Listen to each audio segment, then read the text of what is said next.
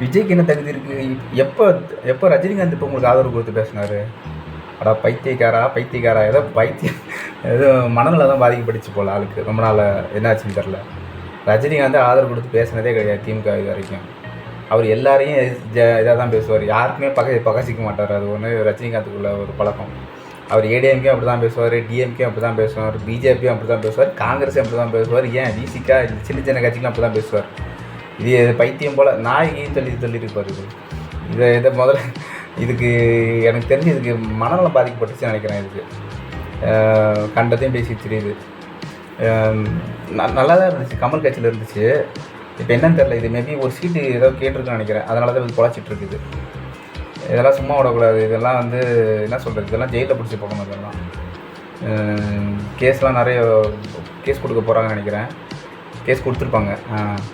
So பார்ப்போம், நடவடிக்கை எடுக்கிறாங்கன்னு பார்ப்போம். இது மேலே இந்த மாதிரி ஆளுங்களாம்